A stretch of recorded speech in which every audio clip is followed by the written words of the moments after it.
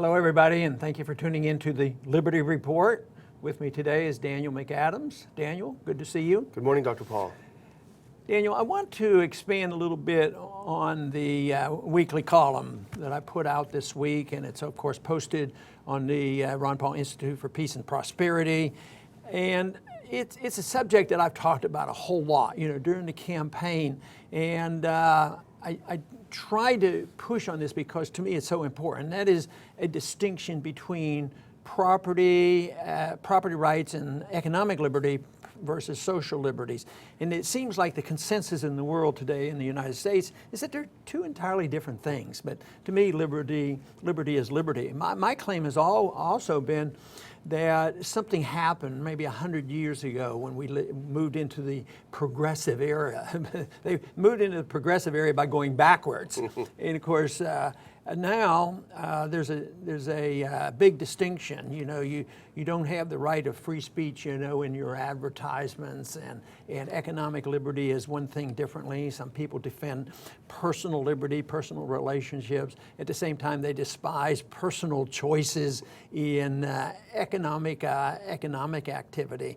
But I think it's pretty important that we distinguish these things. And I don't know how much you thought about this, but to me, it's pretty important that we sort of follow up on this and maybe explain it in terms of some special issues. How many times, if we had a dime for how many times people said, Ron, I love your economic policy, but you're so wrong on foreign policy, or even social policy. It's this distinction somehow that. But all of a sudden it comes together when they think about it. Let me, talk a little bit about the First Amendment, because I think we can find some answers in the First Amendment. And I think we're going to put that up here in a second. But the First Amendment starts off, I think it's great. Congress shall write no law. So if they don't write law, they're not going to regulate personal behavior, non-violent, if there's no aggression, and they're not going to regulate economic activity. But today, we're a long way from this Congress shall make no law. Congress writes a lot of laws, and sometimes they just are absent on this law writing business, because who all is writing laws now today?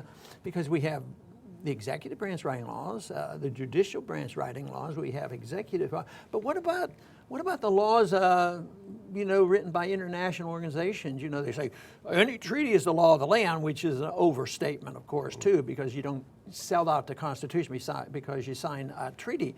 But we are inundated with laws and regulations, but the people themselves, don't have much say on it. Congress has the right to, repeal some regulations and take back some of their authority. But how often do you recall that Congress actually did this when I was in office? Not very often. Not very often at all. And it's actually, if anything, it's gotten worse. Look, we've been at war with Syria for over a year now, and Congress has been running and hiding and cowering, afraid to do anything about it. The only time they pop up and want to do something is when they want to kill the Iran deal or something. See, I think to have a free society and have civil liberties, understanding the First Amendment is important, because they talk about religious freedom and assembly and press and petitioning, and this is all very important. But two basic principles I think that we can't forget about, and the protection is there in the Constitution, if you look also to the Fifth Amendment, and one is property. And the other, if you have a voluntary society, if you have civil liberties, you have voluntary contracts. So those two things, it seems to be forgotten, because property ownership seems to be irrelevant. I used to joke, but it's no joke. And that is, we don't own our property anymore. I mean, all you have to do is think about the EPA, how they come in and you get all these permits and to do what you can. It isn't that property use is restrained when you do damage to your neighbor's property. It's that they preempt it and say, well, you get permission from us before you can use your property. And then we have to pay these onerous taxes, so we pay rent on land that the government regulates, and so private property ownership, I would say, is pretty weak in this country right now. Yeah, absolutely. So, but on the contracts, there's been a lot minimum wages. You know, this is a voluntary contract, and you know, it's always you know, I can understand why people say, well, they're only making $3 an hour. You got to raise their minimum wage, and everybody will be happy. But have you seen recently a few of these times when they raised the minimum wage? In one tech company, they gave everybody $72,000 or something, but the ramifications were surprising. The people who had already earned $72,000, very resentful to the people who got it because a rule said that they would get equal pay.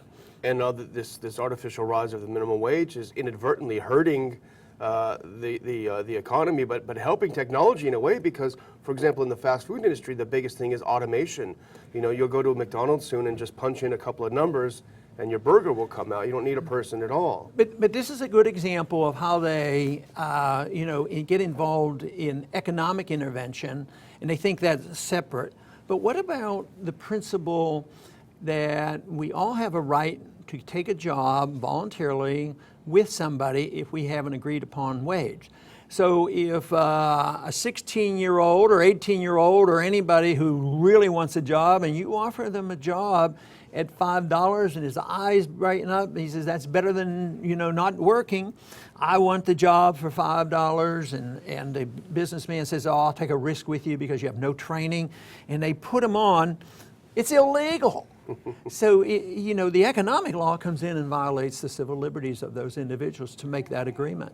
I think what in your column, which really made it very clear the interconnection between personal liberties and financial liberties, economic liberties, was the issue of the IRS and the granting of C3 status to nonprofits. Yeah, and of course the answer to that economically is get rid of the IRS and don't have this, and don't arbitrarily say, we're going to give you exemption if you do such and such. So there again, one is an economic argument, and then we're going to prevent you from speaking out or lobbying against and petitioning against government, when the Constitution there obviously wants to petition, wants you to be able to petition the government. So I think it's a real shame that we've gotten to this point, but you know, the voluntary contracts are something that economically we can see it, but the one group that say, well, yeah, that's good, but you know, sometimes consenting adults do things that we don't like, so therefore we must restrict them. So a good principle would be that we, you know, have no compulsions and no prohibitions. And then have one general rule, that is, when people interact, that they should be able to do whatever they agree to, as long as there's no violence and abuse of underage kids. You know, there should be protection there. But it is so easy to violate civil liberties. This most noticeable incident recently was this religious issue about, does somebody who has religious beliefs that they should not do a cake celebrating a gay marriage? Now, seems like, you know, that shouldn't be too difficult, but do you think that's strictly a religious issue, or is there something more to it than that? It seems, as you said earlier, an issue of property rights and the ability to discriminate using your own property. Yes. You know, the one thing is, you know, even on hiring and firing, you know, business people can't discriminate. They can't fire people, or they'll get into trouble, or if they don't hire, they can't. So the businessman, if he's in a situation with a worker and it's very, very difficult to fire somebody, the businessman becomes the slave to him, because he's putting up with something that he doesn't believe he wants to be involved in, is not economically beneficial, and he claims he has a right to do it. But if the individual, what if they transferred that same authority to the employee? All right, you're employed, and you don't like the job, and you want a raise, and you didn't get it, I'm quitting. Well, if he's not allowed to quit, what's that called? The military. Well, the military. But it's also called slavery. You know, but so there's an enslavement on either side, but it's so biased in one way. But you know, on this cake issue, they've used the whole issue, that's their religious belief, and that's important. But that to me isn't the most important thing. It is this idea that all agreements and coming together should be done voluntarily, and it shouldn't be. It should be a First Amendment right, not something to do with religious beliefs. That should be just a minor part of that. But we also see this problem in the distinction between commercial speech and political speech. In office, we very frequently would defend those people who defended vitamins and nutritional products, and there was all kinds of regulations on that. They couldn't say that this, if you take this vitamin, it's going to help you do something else. They don't question, well, is that true or not? It's just that you're not allowed to say it. And so they regulate commercial speech. At the same time, other speech is protected. I don't think there should be any distinction between commercial speech and political speech. So. Certainly not yet, not made by the government yet. No, well, that's the big problem. But this issue is going to be around for a long time to come, because it took a long time to get to where we are and muddy the waters so much. And I would think that it has to have a clear understanding about what individual rights are, individual liberties, and that if you have a right to your life and your property, and you have a right to the fruits of your labor, this wouldn't come up. And the founders understood this. I don't think they for a minute thought there was a major distinction between economic liberty and social liberty. But today there seems to be, and it's always people who want to be authoritarians on the right side. Well, they gamble and they do these things like that, and they have behavior. I just don't like what they're doing. And then on the other side, they say, I don't like, it's not fair. We have to regulate the economic lives of everybody. But to me, this is an issue that's going to be around a long time and deserves a lot of thinking. Of course, my argument is that that freedom and liberty actually brings people together instead of the distinctions of people who want to use their liberties differently. We accept it in religion all the time. People have all kinds of religions, and as long as it's not designed to hurt people, some people have no religion. But if they understand the principle of liberty, people can pretty much do whatever they want. And same way, it should be the same with economic policy. If you have economic liberty, you should be able to assume responsibility for how you spend your money and not depend on the government.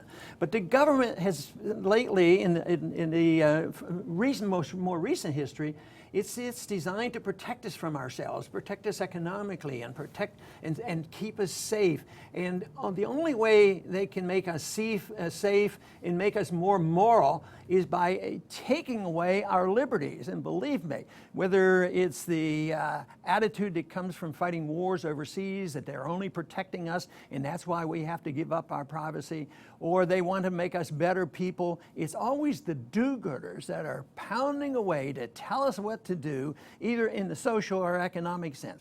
People don't have enough confidence on how liberty works, because if they did, everybody would be for it. And it's up to us, because I think it's tragic that we don't sell this message.